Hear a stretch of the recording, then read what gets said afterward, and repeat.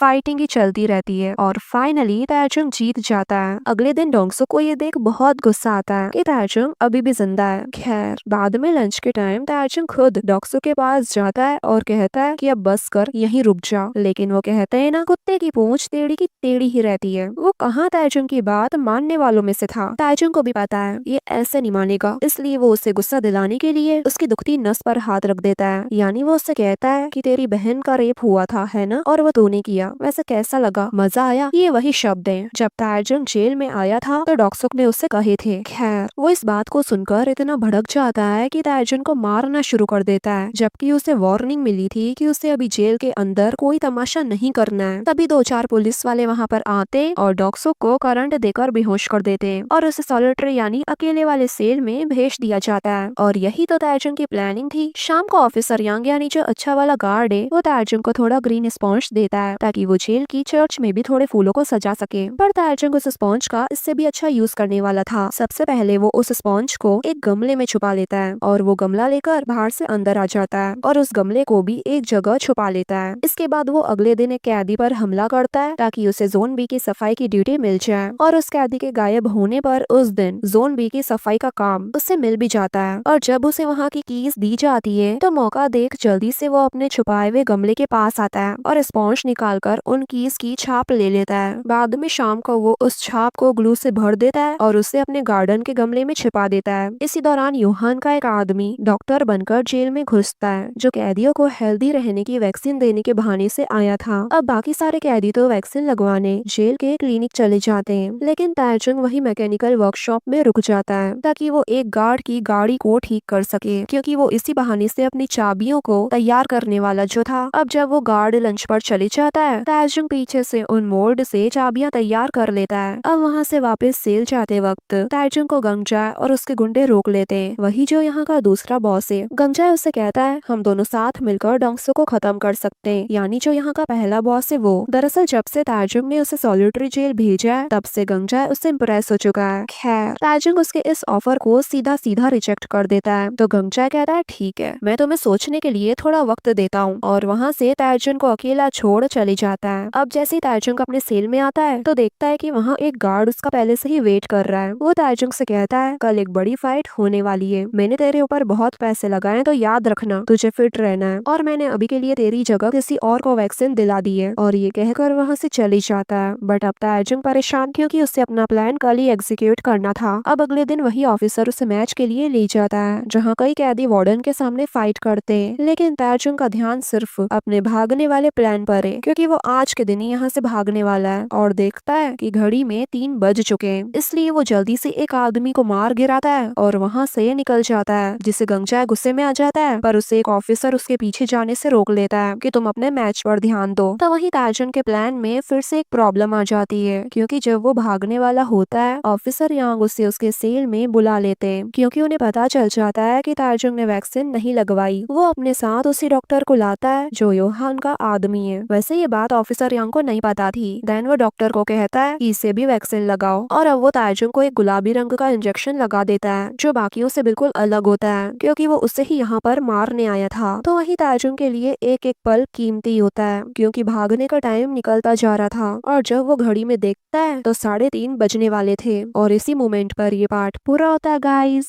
Part 2 की शुरुआत होती है जब डॉक्टर ताजुंग को एक गुलाबी रंग का केमिकल उसकी बॉडी में इंजेक्ट कर देता है, और जैसे ही वो डॉक्टर सेल के बाहर आता है तो किसी को मैसेज करता है कि सब कुछ 30 मिनट में खत्म हो जाएगा। तो वही डॉक्टर के जाते ही ताजुंग अपना प्लान फौरन से शुरू कर देता है। वो चर्च से चुराया हुआ छोटा सा कील निकालता है और उसकी मदद से शॉर्ट सर्किट कर देता है जिससे इलेक्ट्रिसिटी चली जाती है, और सारे गार्ड्स इसी बिजली के झटके को चेक करने के लिए निकल जाते हैं। तब ताजुंग मौका पाकर गार्ड की चाबी और उनका सिक्योरिटी कार्ड चुरा लेता है और स्टोरेज रूम में जाकर वहाँ पड़े सिविल कपड़े उठाकर अपने जेल यूनिफॉर्म के नीचे पहन लेता है। और फिर जब वो गार्ड से छुपते छुपाते जा रहा होता है तो एक गार्ड की वजह से उसे कहीं और आकर छुपना पड़ता है। अब जब वो गार्ड वहाँ से चले जाता है तब ताजुंग को बाहर निकलते वक्त अचानक पेट में तेज दर्द उठता है और उसे चक्कर आने लगते। खैर वो जैसे तैसे अपने आप को संभालता है और वहाँ से भागता है। फिर वो किसी और रूम में जाकर वेंट में चढ़ जाता है ताकि वो यहाँ से बाहर निकल सके। तो वही ऑफिसर यांग जब जेल से बाहर जा रहा होता है तो यांगसिक उसे जेल के बाहर खड़ा हुआ मिलता है। शायद ये ताजुंग के आने का ही वेट कर रहा था। ऑफिसर यांग को लगता है कि यांगसिक किसी से मिलने आया होगा,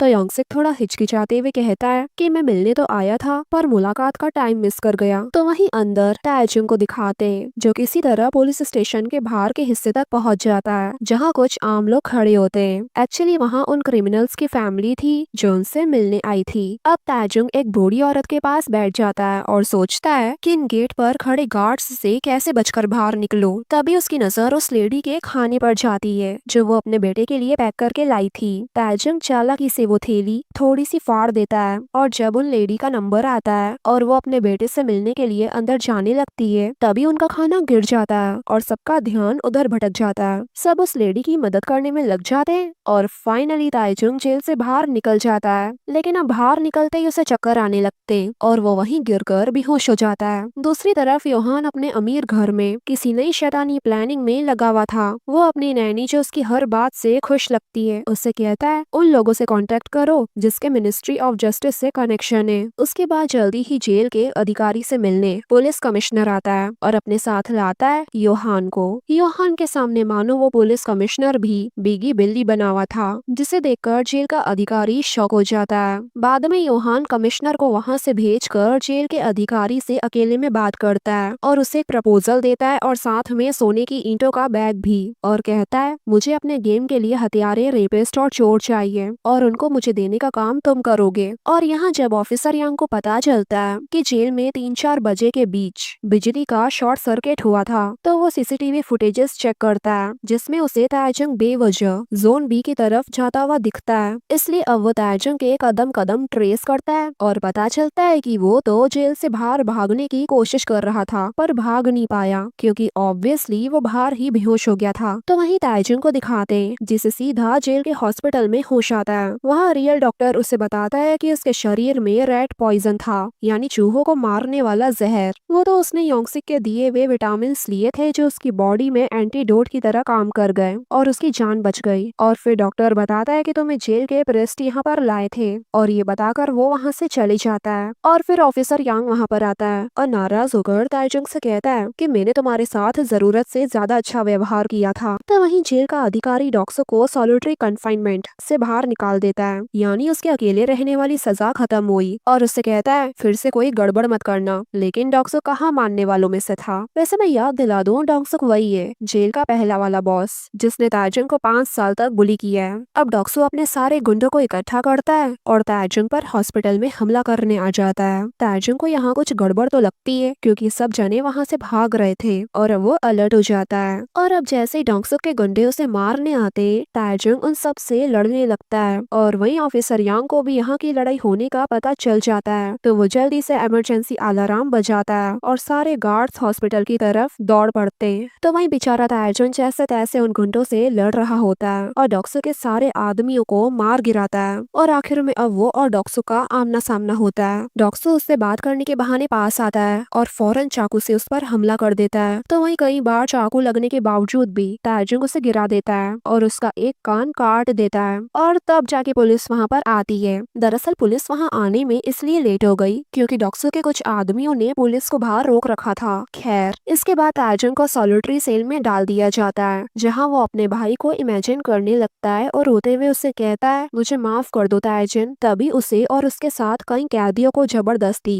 जेल के बाहर निकालकर रिश्वतखोर पुलिस वाले उन्हें एक खाली ट्रक में चढ़ाकर उनके हाथ हथकड़ियों से बांध देते और उनका मुंह काले कपड़े से ढका हुआ था, और फिर उन्हें ट्रक में भरकर किसी अनजान जगह ले जाया जाता है। फिर सुबह हो जाती है और दिखाया जाता है कि उन सब कैदियों ने न्यू यूनिफॉर्म पहनी होती है और वो किसी दूसरी जगह पर होते हैं। तभी उनके सामने आता है योहान, जो ऊपर से खड़े हुए मुस्कुराते हुए कहता है वेलकम। आप सब ये जरूर सोच रहे होंगे कि आप कहाँ हैं और यहाँ क्यों हैं। वैसे तुम लोगों का टाइम शुरू होता है अब, क्योंकि ये है अपॉर्चुनिटीज का लैंड। तभी यहाँ से कहानी पहुँचती है 5 साल पहले और दिखाया जाता है कि ताइजुंग आखिर बलि का बकरा कैसे बना। वैसे इसका कोई सीधा जवाब तो नहीं है, लेकिन सबसे आसान वजह ये थी कि ताइजुंग एक डिलीवरी बॉय था जो उस घर में अक्सर चीजें पहुँचाता था जहाँ एक भयानक मर्डर हुआ था। तभी बेक डॉक्यूंग नाम के एक शख्स को दिखाते हैं जो कि अमीर बाप की बिगड़ी औलाद है और ड्रग्स का यूज करके औरतों का गलत इस्तेमाल करना उसे अच्छे से आता है। वैसे अभी हमें दिखाया जाता है कि वो खून से लथपथ है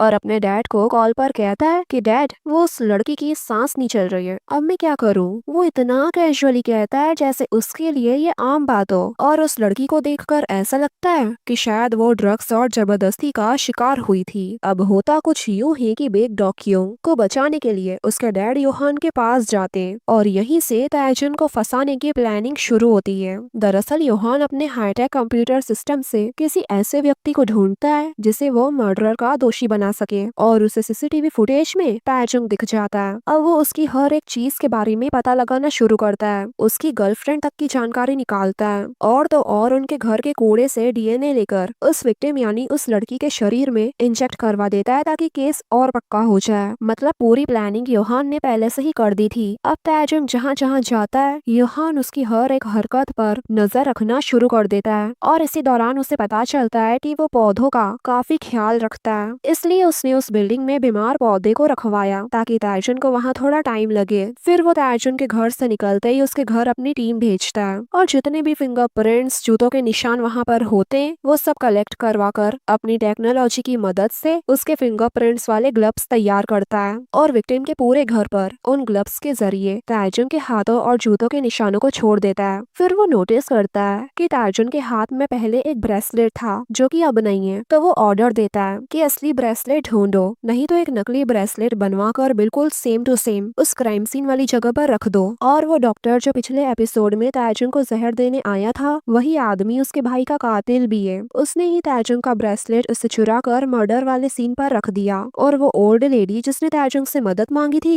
वो भी योहान के प्लानिंग का हिस्सा थी। योहान कितना निर्दयी है ये तब पता चलता है जब वो एक आदमी की उंगली काट देता है और उसे अपनी स्क्रप्चर यानी मूर्ति में इस्तेमाल करता है। प्रेजेंट में दिखाते हैं कि जब सारे सारे कैदियों को योहान की जगह पर लाया जाता है तो सबसे पहले वो लोग उन्हें खाना वगैरह देते हैं और ऐसा माहौल होता है जैसे वहाँ उनके लिए कोई पार्टी रखी हो। अब इतना सारा महंगा खाना देखकर तो सब लोग उस पर टूट पड़ते हैं, पर सिर्फ ताजुन ही है जो वहाँ सावधान रहता है और वो बाकियों की तरह वहाँ का खाना नहीं खाता। वैसे वो कहते हैं ना, बकरों को हलाल करने से पहले उन्हें अच्छे से खिलाना पिलाना चाहिए। बस योहान इन सब कैदियों के साथ वही कर रहा था। फिर रात को सारे कैदियों को उनके कमरे में भेज दिया जाता है सोने के लिए और वहाँ उन्हें एक नंबर वाली यूनिफॉर्म पड़ी हुई मिलती है। बाद में सबके सो जाने के बाद ताजुन गार्ड्स को चकमा देते हुए वहाँ से भागने की कोशिश करता है। वो पूरी जगह एकदम भूल भुलैया जैसी होती है, पर आखिरकार ताजुन पकड़ा जाता है क्योंकि वहाँ हर जगह कैमरे जो लगे हुए थे। योहान उसे अपने पास बुलाता है और कहता है तुम लोगों को यहाँ लाना इतना आसान भी नहीं था, इसलिए मेरे साथ ऐसा मत करो। अब ताजुन चुपचाप अपने रूम की तरफ जाने लगता है तो योहान कहता है अरे मुझे बिल्कुल भी गुस्सा नहीं आ रहा है कि तुम यहाँ से भागने की कोशिश कर रहे थे, बल्कि मुझे तो अच्छा लगा तुम्हारा जज्बा देखकर। ताजुन समझ जाता है कि योहान अपने मकसद के लिए सभी कैदियों को यहाँ पर लाया है, इसलिए वो उससे पूछता है कि तुम हमें यहाँ पर क्यों लाए हो, बट वो नहीं बताता और कहता है कि कल जो होने वाला है उसकी चिंता करो क्योंकि जल्दी ही एक मैच होने वाला है, तुम बस उसमें अपना बेस्ट देना। अगर तुम टॉप पर आए तो तुम्हें एक स्पेशल प्राइज भी मिलेगा। वैसे मजेदार बात तो ये होती है कि योहान को याद ही नहीं है कि 5 साल पहले उसने ताजुन को मर्डरर फ्रेम किया था, इसलिए वो उससे कहता है पता नहीं तुम मुझे देखे देखे से क्यों लग रहे हो। खैर वो इस बात पर ज्यादा ध्यान नहीं देता और वहाँ से चले जाता है और फिर ताजुन भी अपने रूम में जाकर सो जाता है। अगले दिन सभी कैदी अपनी अपनी यूनिफॉर्म पहनकर मेन ग्राउंड में आ जाते हैं और पता चलता है कि कैदियों के सूट पर जो नंबर है वो दरअसल गैरेज नंबर है। योहान उन्हें बताता है कि ये एक रेस ट्रैक है, हर किसी को उनके नंबर के हिसाब से कार मिलेगी और तुम सब एक दूसरे से रेस करोगे, इसके अलावा कोई और रूल्स नहीं है। अब किसी को ये चीज मजेदार लगती है तो किसी को एक गंदा मजाक, तो योहान सभी के सामने उस आदमी को शूट कर देता है जो उसकी बात नहीं मानता, जिसे देखकर तो बाकी सब डर जाते हैं क्योंकि ये उनके लिए एक डेंजरस वार्निंग है। अब वहाँ एक ट्रक आता है काफी सारे पैसे लेकर और योहान उन्हें बताता है कि जो भी रेस में फर्स्ट आएगा उसे ये $5 मिलियन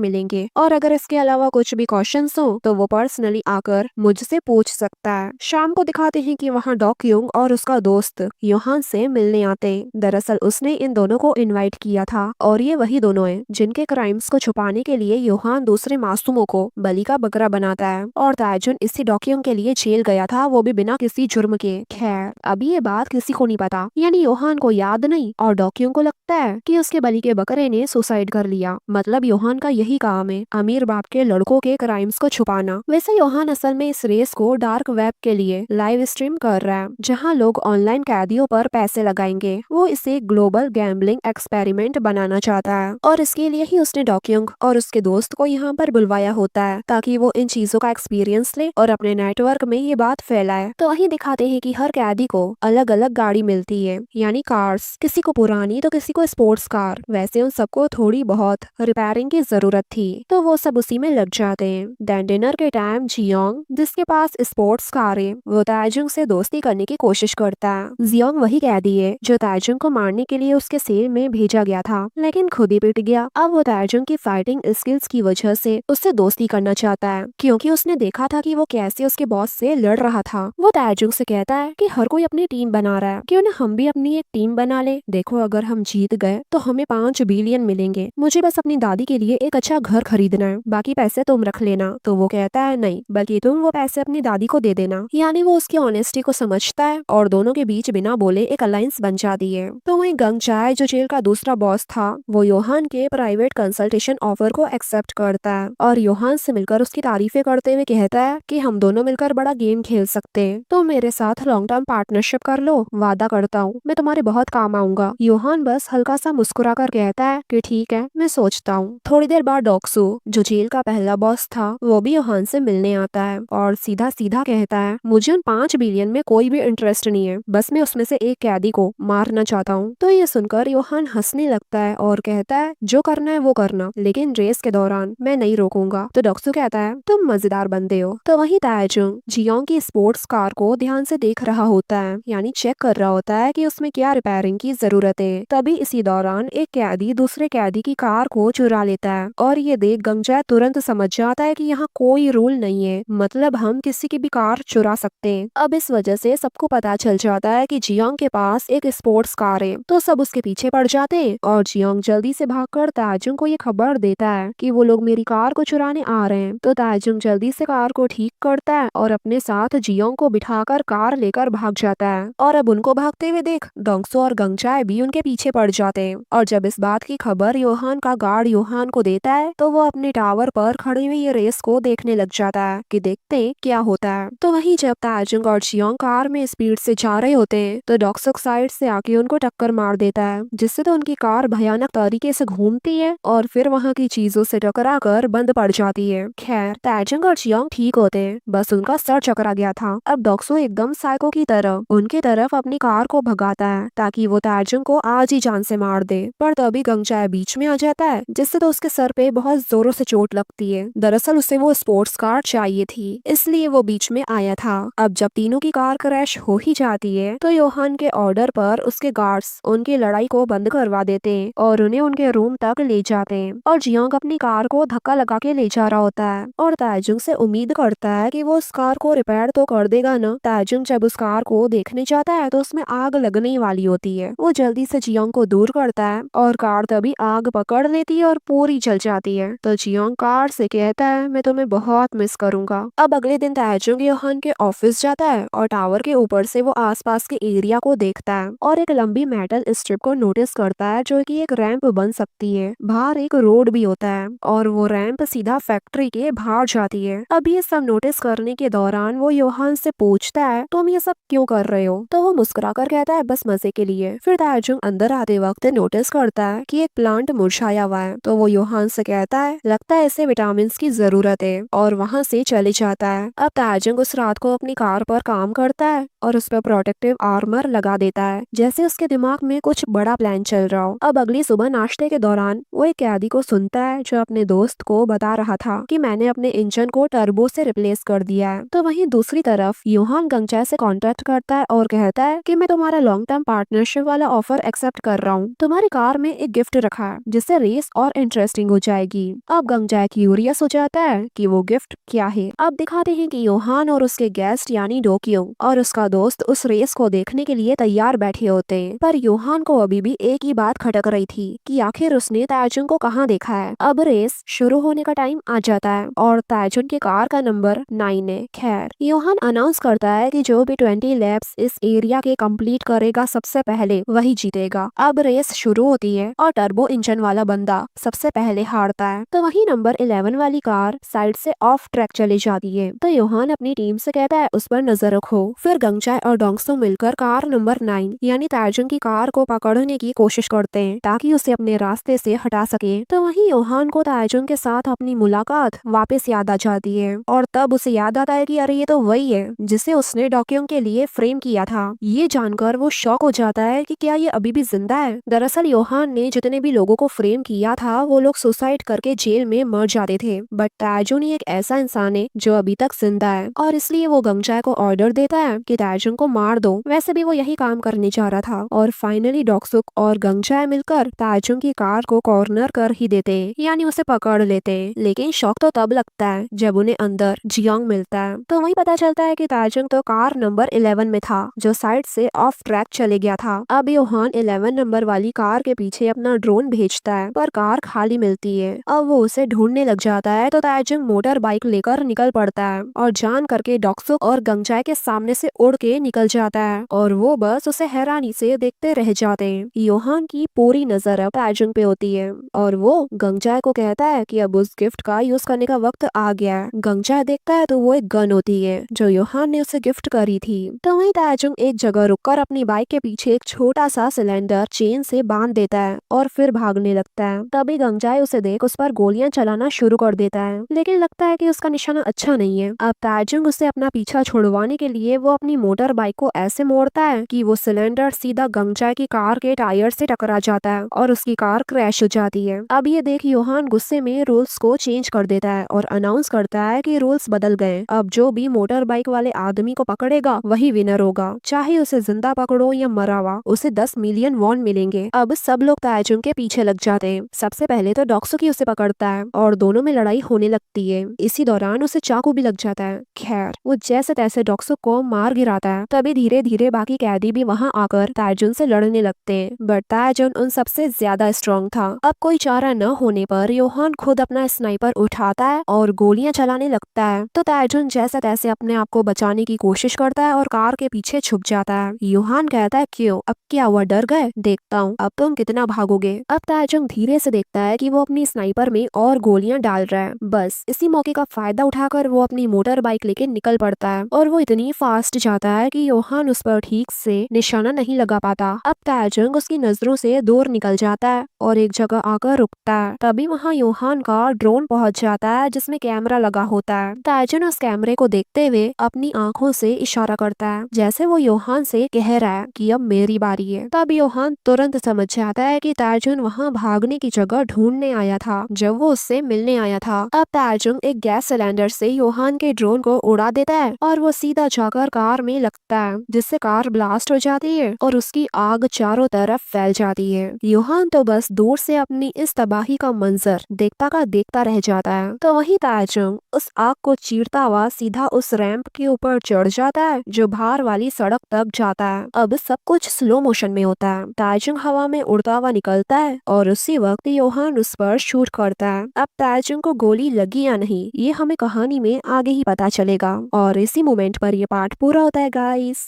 पार्ट 3 की शुरुआत वहीं से होती है जब तापुंग उस भूल भुलैया जैसा ट्रैप से भागने की कोशिश कर रहा होता है, यानी मोटरसाइकिल लेके रैंप से सीधा समुद्र की तरफ कूदता है और योहान उस पर गोली चला देता है। बट यही सीन कट हो जाता है और फिर दिखाया जाता है कि तापुंग पानी से बाहर आ रहा है और उसका एक हाथ घायल है, यानी योहान की गोली उसे छू कर निकल गई। अब तापुंग वहाँ आस पास देखता है कि किसी के घर में पार्टी चल रही है और बाहर कुछ कपड़े भी सूख रहे हैं, तो वो उन कपड़ों को चुरा कर पहन लेता है और वहाँ से भाग जाता है। अब बारिश भी शुरू हो जाती है और उसकी हालत काफी बिगड़ने लगती है, पर जैसे तैसे करके वो योंगसिक के घर तक पहुँच ही जाता है। योंगसिक उसे देख घबरा जाता है और कुछ पूछने जाए इससे पहले ताजुन बेचारा बेहोश हो जाता है। पर कोई ना, अब योंगसिक है ना उसका ख्याल रखने के लिए वो उसके घाव ठीक करता है और उसकी पूरी देखभाल यानी केयर करता है। तो वहीं योहान का दिमाग खराब होता है कि ताजुन आखिर उसका गेम खराब करके भाग कैसे गया। तभी जेल का वार्डन डरते हुए उससे पूछता है कि मैं अपने सीनियर को क्या जवाब दूं कि इतने सारे कैदी कहाँ गए। तो योहान कहता है कि बता देना सभी कैदी एक एक्सीडेंट में मर गए, लेकिन ये बात किसी भी हालत में बाहर नहीं जानी चाहिए कि एक कैदी भाग गया है, समझ में आया? तो वो डरते हुए कहता है हाँ हाँ मैं समझ गया और वहाँ से चले जाता है। अब अगले दिन सुबह सुबह जब ताजुन को होश आता है तो योंगसिक कहता है कल रात को तो तुमने मुझे डरा ही दिया था।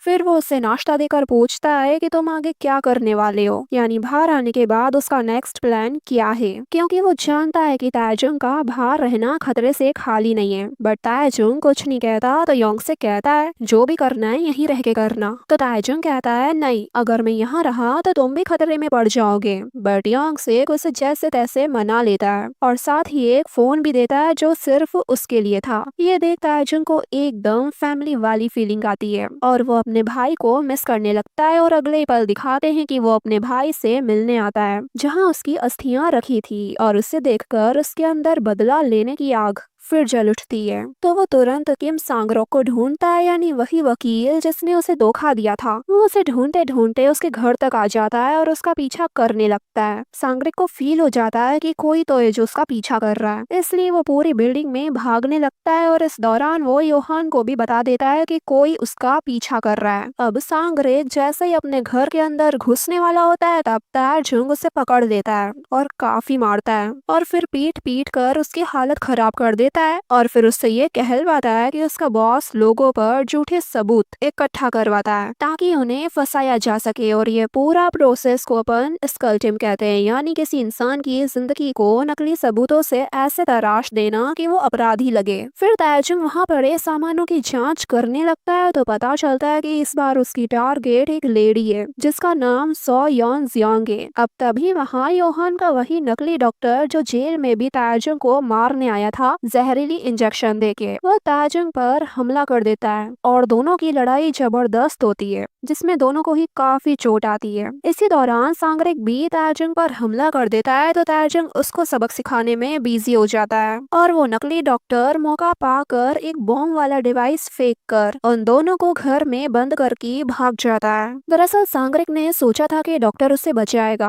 पर असल में योहान ने तो उसे ताजुंग को मारने के लिए भेजा था, चाहे इसमें सांगरिक ही क्यों न मर जाए। अब बॉम्ब फटने में कुछ ही सेकंड्स होते हैं तो ताजुंग योहान के नेक्स्ट टारगेट की फाइल लेकर खिड़की से कूद जाता है और उसी टाइम बॉम्ब फटता है जिसमें सांगरिक तो मर जाता है, पर शुक्र है ताजुंग बच जाता है। दरअसल वो खिड़की से कूद कर डायरेक्ट सांगरिक की कार के ऊपर जाकर गिरा था। अब धमाका इतना तेज हुआ था कि उस नकली डॉक्टर को भी चोट आ जाती है, तो वहीं सारी बिल्डिंग वाले लोग बिल्डिंग से बाहर आ जाते हैं तो वही ताजुंग फाइल लेकर वहां से भाग जाता है। अब जब योहान को ये बात पता चलती है कि भाई ताजुंग फिर से उसके चंगुलों से भाग निकला, तो इस बार वो डायरेक्ट उस नकली डॉक्टर के पास आता है और उसे ही जान से मार देता है। अब अगले दिन दिखाते हैं कि पुलिस स्टेशन में डिटेक्टिव हुआंग को रिश्वत लेने के चक्कर में सस्पेंड कर दिया जाता है। तब योहान उसे पुलिस स्टेशन के बाहर मिलने आता है और कहता है कि मुझे तेरी जरूरत है, एक कैदी है ताजुंग नाम का, उसे ढूंढो, बदले में तुझे प्रमोशन मिलेगा और साथ ही वो उसे एक फोन भी देता है। तो डिटेक्टिव हुआंग उसका काम करने के लिए मान जाता है। तो वही ताजुंग सांगरिक की वो रिकॉर्डिंग योंगसी को सुनाता है जब सांगरिक सारा सच ताजुंग को बता रहा था कि कैसे वो अमीरों के लिए गरीब मासूम लोगों को फंसाते हैं। दरअसल ताजुंग ने उस टाइम सब रिकॉर्ड कर लिया था। योंगसी को वो रिकॉर्डिंग सुनकर इतना इमोशनल हो जाता है कि ताजुंग को गले लगाकर रोने लगता है, क्योंकि ऑब्वियसली ताजुंग ने उस गुनाह की सजा भुगती थी जो उसने कभी किया ही नहीं था। अब ताजुंग के घाव अभी भी ठीक नहीं हुए थे तो योंगसी के गले लगने से उसे दर्द हो रहा था, इसलिए योंगसी उसे छोड़ देता है। पर ताजुंग बाद में स्माइल करता है क्योंकि पहली बार कोई है जो ताजुंग की एक अपने की तरह केयर कर रहा है। तो वहीं जेल का वार्डन ऑफिसर यांग को बुलाकर ऑर्डर देता है कि देखो, अब से तुम हुआंग के साथ मिलकर ताजुंग को ढूंढने में मदद करोगे, यानी अब पुलिस वालों को मिलकर ताजुंग की तलाश करनी है, नहीं तो योहान उन्हें नहीं छोड़ेगा।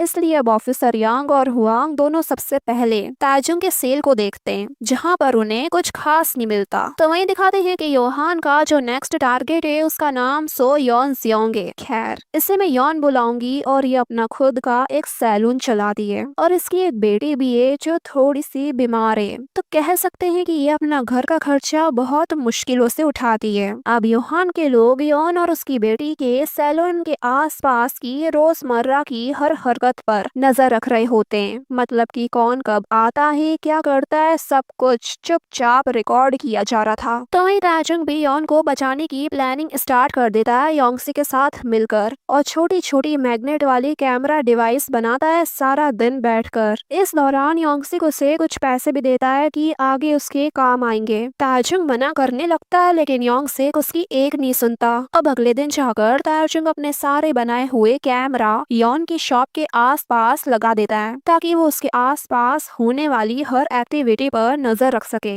और अगर उसे कोई नुकसान पहुंचाए तो वो तुरंत उसे बचा सके। अब वो जैसे शॉप पर यानी योंगसी के घर आता है तो वहाँ एक लड़की को चोरी करते हुए देखता है जो ऑब्वियसली योंगसी के बेटी है, पर ताजुंग उसे चोर समझ लेता है और उठाकर पटक देता है क्योंकि युन भी उसकी बात नहीं सुन रही थी। तब योंगसी वहाँ आता है और युनबी को गिरे हुए देख शॉक हो जाता है और कहता है, युनबी तुम? बाद में जब ताजुंग को पता चलता है कि युनबी तो योंगसी की बेटी है, इसलिए ताजुंग जल्दी से माफी मांग लेता है और बेचारा बहुत शर्मिंदा हो जाता है। बाद में युनबी अकेले में ताजुंग से कहती है कि अगर तुम्हें मेरे पापा की मदद चाहिए तो हर हफ्ते मुझे 2,50,000 वॉन देने पड़ेंगे। और अभी ताजुंग के पास जितने भी पैसे होते हैं वो भी छीन लेती है और उसे एक मुक्का मारकर अपना हिसाब किताब पूरा कर लेती है। बाद में जब ताजुंग शॉप पर आता है तो योंगसिक उससे पूछता है, तुम ठीक तो हो ना? क्या मेरी बेटी ने तुम्हें मारा तो नहीं? क्योंकि योंगसिक अपनी बेटी को अच्छे से जानता जो है। खैर, ताजुंग हिचकिचाते हुए कहता है, नहीं नहीं, क्योंकि बेचारे की इज्जत जो जा रही थी। फिर योंगसिक पूछता है, क्या उसने तुमसे पैसे मांगे? तो ताजुंग बताता है कि हाँ। तो योंगसिक कहता है, देखो बुरा मत मानना, वो दिल की बहुत अच्छी है। तो ताजुंग मन में सोचता है कि हाँ, उसके अंदर राक्षस का दिल जो है। तो वहीं डिटेक्टिव हुआंग ऑफिसर यांग को उसी वकील सांगरिक की जली हुई लाश दिखाता है और बताता है कि हाल फिलहाल में ताजुंग इससे मिला था और देखो उसने इसका क्या हाल कर दिया। पर ऑफिसर यांग को पूरा विश्वास होता है कि ताजुंग ने ऐसा नहीं किया होगा फिर हुआंग पूछता है कि ताजुंग जेल में सबसे ज्यादा क्लोज किसके था। तो ऑफिसर यांग बताता है कि योंगसिक के जो जेल से रिहा हो चुका है। तो हुआंग ये नतीजा निकालता है कि जरूर योंगसिक ने उस भगोड़े को छुपाया होगा। अब ऑफिसर यांग धीरे धीरे समझने लगता है कि हुआंग में कुछ तो गड़बड़ है, लेकिन सीनियर के ऑर्डर की वजह से उसे उसका साथ देना पड़ रहा था।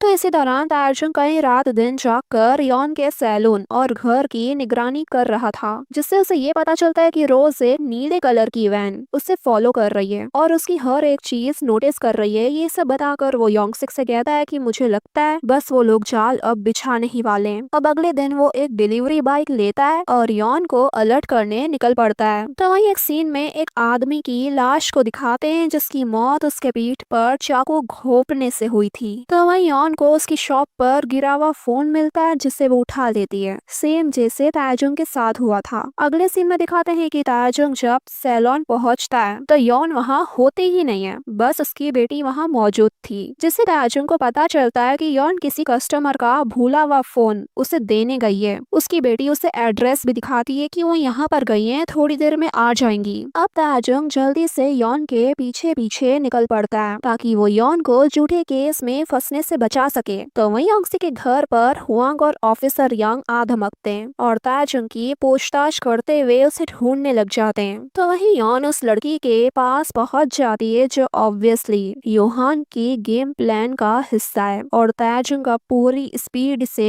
उस तरफ बढ़ रहा होता है। वहीं डिटेक्टिव हुआंग बड़ी बदतमीजी से योंगसिक से पूछताछ कर रहा होता है। तो योंगसिक काफी नर्वस हो जाता है, पर फिर भी ताजुंग के बारे में नहीं बताता कि मुझे नहीं पता वो कहाँ पर है। अब हुआंग उस रूम में घुसने की कोशिश करता है जहाँ योंगसिक ने ताजुंग को रहने की जगह दी है और वो उस रूम में घुस भी जाता है, पर सामने युनबी थी जो अपने कपड़े चेंज कर रही थी। अब हुआंग ये देख शर्मा जाता है और माफी मांगता है। तो युनबी गुस्से में बाहर आकर हुआंग पर चिल्ला देती है और अब दोनों के साथ साथ अपने बाप को भी उस शॉप से बाहर निकाल देती है। बाद में पता चलता है कि ये तो बस युनबी का नाटक था ताकि अगली बार से वो दोनों ऑफिसर यहाँ पर न आए। ऑफिसर यांग योंगसिक से माफी मांगता है और उन दोनों को सही में शक भी नहीं हुआ था कि ताजुंग यहाँ पर छुपा हुआ है, इसलिए वो दोनों वहाँ से चले जाते हैं। तो वहीं योन जब उस लड़की को विक्टिम का फोन देती है, उस लड़की का फोन समझकर तभी एक सेकंड में ताजुंग उस लड़की के हाथ से फोन छीनकर भाग जाता है, जिसे देखकर तो वो लड़की गुस्से में अपनी पूरी टीम को उसके पीछे लगा देती है। खैर ताजुंग फिर भी बच निकलता है। अब योहान को जैसे ये खबर मिलती है कि फोन चोरी हो गया है, वो बुरी तरह गुस्से में आकर अपनी एक मूर्ति तोड़ देता है और अंदर से निकलता है एक असली मर्डर वेपन, यानी ये वही नाइफ है जिससे उस आदमी का मर्डर हुआ था। मतलब योहान के पास जितनी भी मूर्तियां हैं उसमें भी उसके अमीर क्लाइंट के मर्डर वेपन्स होंगे, यानी जितनी भी मूर्तियां अमीर क्रिमिनल लोग लाखों करोड़ों में खरीदते हैं उसमें छिपे होते हैं असली सबूत। वो सचमुच अपनी बेगुनाही खरीद कर वापस ले रहे थे। तो वही ताजुंग घर आकर योंगसिक को वो फोन दिखाता है जो उसने चुराया था और उसमें उस विक्टिम की फोटो होती है जिसके लिए योन फंसने वाली थी।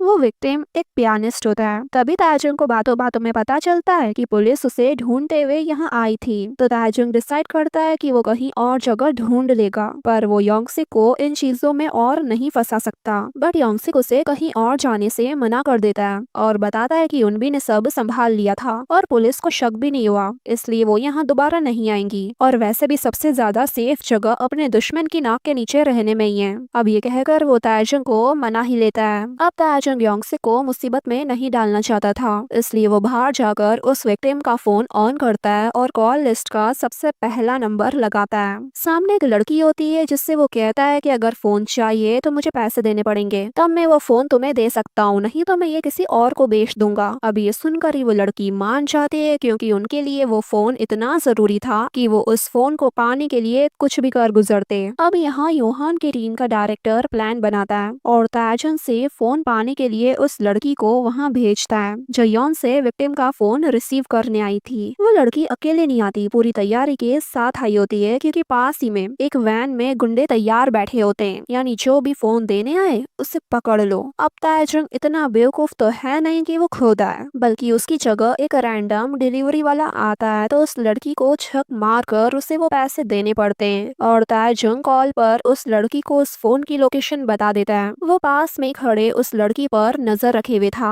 अब वो लड़की जैसे ताजुंग की बताई हुई जगह से फोन लेकर जाने लगती है तो ताजुंग अब चुपचाप उसका पीछा करता है और पीछा करते करते उस सीक्रेट बिल्डिंग तक पहुंच जाता है जहां योहान की टीम नकली सबूत तैयार करती है। तो वहीं योहान अपने डायरेक्टर पर भड़कता है कि तुम मेरी परमिशन के बगैर उस फोन को लेने कैसे चले गए। अब डायरेक्टर अपनी सफाई में कुछ कह भी नहीं पाता क्योंकि जिस लड़की को उसने ताजुन से फोन लेने भेजा था वो लड़की योहान के एक इशारे पे उस डायरेक्टर की खोपड़ी में वो लंबा स्क्रू घुसाकर उसे वहीं मार डालती है। यानी उसके लिए किसी की भी जान की कोई कीमत नहीं है। तो वहीं ताजुंग को सीक्रेट बिल्डिंग में घुसकर एक वर्कर को बेहोश कर देता है और उसकी यूनिफॉर्म पहनकर अपने मोबाइल से वहां की गई हर एक इलीगल चीज को रिकॉर्ड करने लगता है और तब उसे पता चलता है कि वो कैसे फ्रेम हुआ। अभी तक सब कुछ ठीक चल रहा था लेकिन उस बेचारे की किस्मत खराब थी क्योंकि योंग से उसी टाइम उसे कॉल कर देता है। अब उसका फोन साइलेंट ही नहीं था तो सबका ध्यान उसकी तरफ चले जाता है। ताजुंग योंगसिक का कॉल पिक कर लेता है तो योंगसिक बताता है कि सैलून में कुछ गड़बड़ है, जल्दी आओ। अब सारे लोग समझ जाते हैं कि ये उनका आदमी नहीं है इसलिए अब तुरंत लड़ाई शुरू हो जाती है। ताजुंग जल्दी से वहां से भागता है और जो भी उसके रास्ते में आता है उसे मार गिराता है और जैसे तैसे उस बिल्डिंग से निकल जाता है। तो वहीं वो लड़की जिसने अभी डायरेक्टर को मार दिया वो यॉन के सैलून में घुसती है और कहती है मुझे हेयर ट्रिम करवाने। यॉन भी कहती है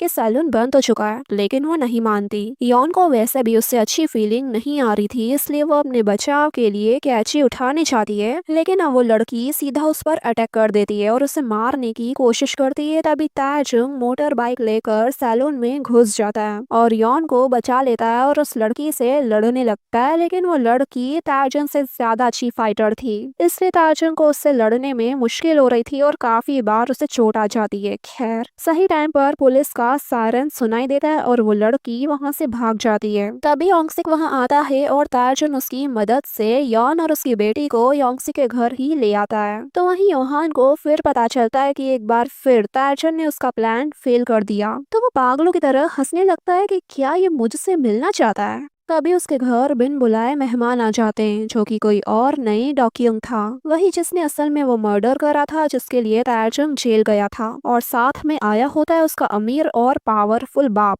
मतलब वो इतना पावरफुल है कि योहान ने अपना एड्रेस छुपाया हुआ था बट फिर भी डॉक्यूंग का बाप उसे ढूंढ निकालता है और योहान को धमकी देता है कि मुझे पता है ताजुंग भाग गया है, उसका झंझट इसी हफ्ते खत्म करो वरना देखना मैं क्या करता हूँ। और इस बात पर योहान और डॉक्यूंग के बीच भी थोड़ी तो मैमे हो जाती है और डॉक्यूंग तो उसे अपना पालतू कुत्ता तक कह देता है और वहाँ से चले जाता है। वैसे योहान को चैलेंज करना उसकी सबसे बड़ी गलती थी। तो वही यून भी ताजुन और उसके डैड मिलकर जो भी यॉन को बचाने की प्लानिंग कर रहे थे वो उस सीक्रेट रूम को देखकर शॉक हो जाती है। तब योंग से करता है जोन यॉन और उसकी बेटी को वहां ले आते हैं जिसे देखकर यूनबी को समझ नहीं आता कि भाई हो क्या रहा है लेकिन वो उनसे कुछ पूछ भी नहीं पाती क्योंकि ऑब्वियसली वो अपने डैड से सीधे मुंह बात जो नहीं करती। तो वहीं ताजुन यॉन को बताता है कि कुछ दिनों से तुम पर कुछ लोग नजर रख रहे थे ताकि तुम्हें झूठे केस में फंसाया जा सके। ये जानकर तो यॉन के होश ही उड़ जाते हैं। वैसे यॉन और उसकी बेटी का योंग के यहाँ रहना भी खतरे से खाली नहीं था इसलिए वो सब यूनबी की तरफ देखने लगते हैं। वैसे यूनबी इतनी कठोर दिल की भी नहीं थी जितना इसमें दिखाया गया है। वो यॉन और उसकी बेटी को अपने घर ले आती है, वो घर जो वो अपनी दोस्त के साथ शेयर कर रही है और उन्हें अपने रूम में ठहरा देती है।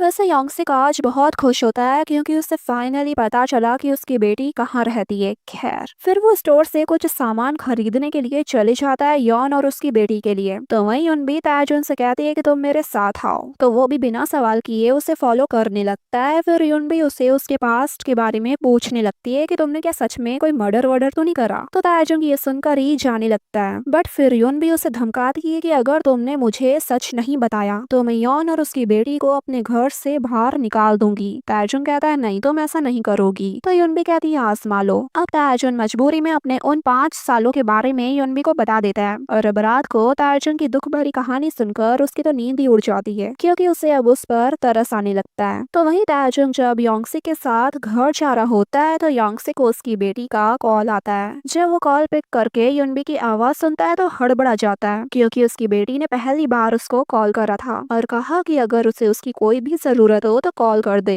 और इस वजह से योंगसिक बहुत खुश होता है। लेकिन ताजुंग ये देख कहता है कि उसने सिर्फ एक बार आपको कॉल करा है तो आप हड़बड़ा गए। सोचो अगर वो आपको 2 बार कॉल करेगी तो आपको तो हार्ट अटैक ही आ जाएगा। ये सुनकर योंगसिक हंसने लगता है। देन फिर जब दोनों घर आते हैं तो टीवी पर खबर चल रही होती है कि जिस पियानिस्ट की हत्या हुई थी उस केस का मेन सस्पेक्ट सुसाइड कर चुका है। यानी यौन के अलावा भी कोई और इंसान था जिसे योहान ने बलि का बकरा बना दिया और वो इंसान उसी केस में फंसा जिसमें यौन फंसते फंसते बची। यानी यहाँ योहान ताजुंग से 2 कदम आगे निकला। ये देख ताजुंग और योंगसिक दोनों तो शॉक ही हो जाते हैं और ताजुंग वापस वेयर हाउस बिल्डिंग जाता है जहाँ अब उसे लाशों के अलावा कुछ नहीं मिलता। यानी उस लड़की और वहाँ काम करने वाले जितने भी लोग थे उन सबको मरवा दिया गया था। जिसे देखकर तो बस ताजुंग का दिमाग चकरा जाता है क्योंकि दूर दूर तक बस इंसान की लाश थी। तभी वहाँ एक मशीन की मदद से उस नकली डॉक्टर का कटा हुआ सर चलकर ताजुंग के पास आता है जिसने ताजुंग को 2 बार मारने की कोशिश की थी और उसके मुंह में ताजुंग के लिए एक लेटर होता है। पर कटा हुआ सर देखकर ताजुंग का दिल दहल जाता है। फिर वो वहाँ पड़ी हुई कुछ फोटो देखता है और फिर उस लेटर को खोलता है। वैसे उस लिफाफे में लेटर नहीं कुछ पैसे होते हैं। ये देख ताजुंग बहुत जोरों से चिल्लाता है। तभी अचानक वहाँ प्रोजेक्शन ऑन होता है और एक वीडियो में बताया जाता है कि उसके केस का असली किलर तो डॉक्यूंग है और इवन उसका इंस्टाग्राम हैंडल आईडी भी दिखाया जाता है ताकि ताजुंग उसे ढूंढ सके। तो वही योहान उसे अपनी स्क्रीन पर देख रहा होता है और कहता है कि अब वक्त है तुम सही रास्ते पे चलो। ये देखना इंटरेस्टिंग होगा कि क्या ताजुंग सिर्फ योहान के हाथ का पपेट बनकर ही रह जाएगा या फिर उसके दिए हुए क्लूज के जरिए उस तक पहुंचकर अपना बदला लेगा। और इसी मोमेंट पर ये पार्ट पूरा होता है गाइस। पार्ट 4 की शुरुआत वहीं से होती है जब योहान ताजुंग को बता देता है कि जिस गुनाह के लिए वो जेल गया वो असल में डॉक्यूंग ने किया था और ताजुंग उसे ढूंढ सके इसलिए वो उसकी इंस्टाग्राम आईडी भी दे देता है। बट वो आईडी प्राइवेट थी तो योहान डॉक्यूंग के इंस्टाग्राम अकाउंट को पब्लिक कर देता है। अब ताजुंग बिना टाइम गवाए डॉक्यूंग की इंस्टाग्राम आईडी के जरिए पता लगा लेता है कि वो बुसान में है और वहाँ जाने के लिए भी निकल पड़ता है। तो वहीं डिटेक्टिव हुआंग और ऑफिसर यांग भी बुसान में होते हैं और वहाँ ताजुंग के दोस्तों से पूछताछ कर रहे होते हैं। ताजुंग के तीनों दोस्त ताजुंग को डिफेंड करते हैं और बल्कि कहते हैं कि वो कभी गलत नहीं हो सकता। उनका अभी भी यही मानना होता है कि ताजुंग निर्दोष है और ये भी पता चलता है कि ये तीनों ताजुंग से कई बार जेल में मिलने भी गए थे पर ताजुंग ने इनसे मिलने से मना कर दिया। अब हुआंग को रियलाइज होता है कि ताजुंग अपने दोस्तों से भी मिलने नहीं आया है तो वो और ऑफिसर यांग वहाँ से जाने लगते हैं। तभी ऑफिसर यांग को बुसान के बस टर्मिनल से ताजुंग का फोन आता है और वो कहता है अगर मैं असली अपराधी को ढूंढ लूं तो क्या होगा। अब ऑफिसर यांग गलती से ताजुंग का नाम ले लेता है तो हुआंग भी सुन लेता है और फिर तो वो ऑफिसर यांग से फोन ही छीन लेता है। अब हुआंग की आवाज सुनकर ताजुंग कॉल वहीं रखकर चली जाता है। तभी वहाँ बस अड्डे पर बसों को लेके अनाउंसमेंट चल रही होती है जिससे हुआंग समझ जाता है कि ये कॉल बुसान स्टेशन के पास वाले पब्लिक फोन से की गई है और फिर जल्दी से ताजुंग को पकड़ने के लिए निकल पड़ता है। दूसरी तरफ एक लाल कलर के स्ट्रिक्स वाले अजीब से आदमी को दिखाते हैं जो अपने ही वर्कर को बहुत बुरी तरह पीट रहा था क्योंकि उसने उसके खिलाफ थोड़ी सी बात बोल दी थी। वो उस आदमी को लेटाकर उसके चेहरे को गोल्फ बॉल की तरह इस्तेमाल कर रहा होता है। तभी वहाँ डॉक्यूंग आता है और ये देख कहता है क्या बात है अकेले अकेले मजे कर रहे हो। फिर दोनों एक प्राइवेट गोल्फ रूम में जाते हैं। वहाँ वो रेड हेयर वाला आदमी डॉक्यूंग की तरफ गोल्फ स्टिक उठाकर मारने की कोशिश करता है पर उसी टाइम डॉक्यूंग नशे की गोलियां डालकर ड्रिंक कर लेता है और कहता है कि जो चाहिए बोल दो मैं सब दिलवा दूंगा। अब ये सुनकर उसका अहंकार शांत पड़ जाता है और वो पीछे हट जाता है। डॉक्यूंग की बातों ने शायद उसे थोड़ा चोट पहुंचाई कि उसके बिना वो कुछ नहीं कर सकता था। दूसरी तरफ दिखाते ही कि योंगसिक परेशान हो जाता है कि आखिर ताजुंग गया कहाँ क्योंकि ताजुंग ने बिना बताए बुसान चले गया था और ऊपर से अब वो योंगसिक का फोन भी नहीं उठा रहा होता है। इसलिए योंगसिक युनबी से कहता है कुछ तो गड़बड़ है उसका फोन ट्रैक करना पड़ेगा। अब ताजुंग वही फोन यूज कर रहा था जो योंगसिक ने उसे दिया था इसलिए ये दोनों उसकी लोकेशन का पता लगा लेते हैं और वो बुसान में है ये जानकर शॉक हो जाते हैं और अब ये दोनों भी बुसान जाने के लिए निकल पड़ते हैं। इसी दौरान ताजुंग ऑफिसर यांग को उनके फोन पर एक पासवर्ड वाला लॉकर नंबर देकर इंफॉर्मेशन भी दे देता है कि वो असली गुनहगार के पीछे जा रहा है। बेचारा ऑफिसर यांग दोनों के बीच में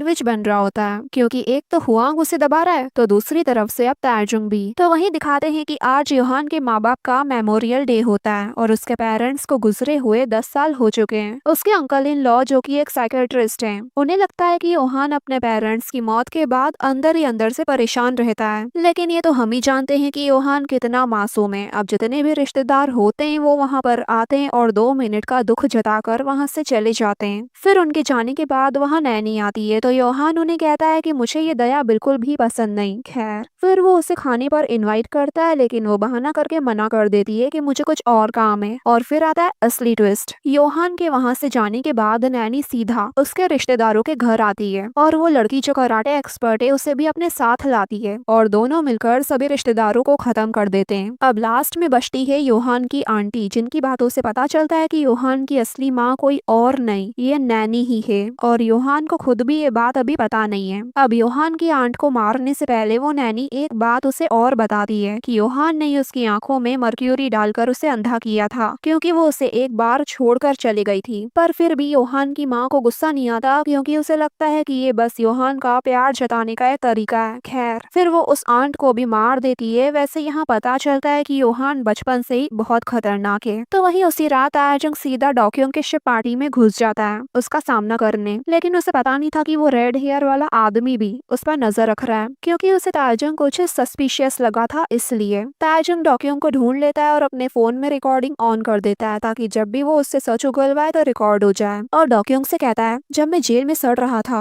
तो तुम क्या कर रहे थे? तो डॉक्यूम कहता है, बस मजे कर रहा था। ताजुंग पूछता है, क्या तुम्हें वो लड़की याद है जिसके लिए मैं जेल गया? तो डॉक्यूम हंसकर कहता है, अरे हाँ हाँ वो याद है ना, तुम्हें क्या लगा मैं उसके लिए रोऊंगा? अरे ना, वो काम तो तुम ही कर रहे थे जेल में रहकर। अब डॉक्यूम के गुंडे ताजुंग को पकड़ने लगते हैं तो वो उन्हें तो ढेर कर देता है, लेकिन उस रेड हेयर कलर वाले आदमी से ताजुंग हार जाता है और वो लोग ताजुंग को बंदी बना लेते हैं। तो वहीं योहान को पता चलता है कि उसके सारे रिश्तेदार मर गए। तो उसकी माँ जो कि नैनी है वो उसे बताती है कि हाँ, क्योंकि उनके घर बहुत बड़ी आग लग गई और सब जलकर मर गए। तभी योहान को डॉक्यूम का कॉल आता है और वो बताता है कि मैंने अपने बलि के बकरे को पकड़ लिया है, इसलिए अब तुम मेरे पैसे लौटा देना, क्योंकि मैं अब उसे खुद मारूंगा। योहान काफी सरप्राइज होता है कि ताजुंग पकड़ा गया। खैर वैसे वो इस बात से खुश होता है कि उसके सारे रिश्तेदार मर गए और बला टली। यहाँ दिखाते हैं कि जहाँ डॉक्यूम पार्टी कर रहा होता है वहाँ योंगसिक और युनबी के साथ साथ पुलिस भी आ जाती है ताजुंग को ढूंढते हुए। और अब पुलिस वहाँ हर एक शिप की जांच कर रही होती है, इसलिए योंगसिक और युनबी अलग अलग होकर ढूंढने लगते हैं ताजुंग को कि कहीं पुलिस उनसे जल्दी न पहुंच जाए ताजुंग तक। तो वहीं डॉक्यूम जब यहाँ लड़कियों से मारपीट कर रहा होता है तभी वो रेड हेयर वाला आदमी उसे कॉल करके बताता है कि यहाँ पुलिस आई हुई है और ताजुंग को ढूंढ रही है, इसलिए कुछ भी गड़बड़ मत करना। लेकिन डॉक्यूम कहाँ किसी के सुनने वालों में से था, वो तुरंत ही नशे की हालत में ही ताजुंग को मारने के लिए निकलता है। तो वहीं योंगसिक नोटिस करता है कि एक यॉट पर एक बॉडीगार्ड पहरा दे रहा है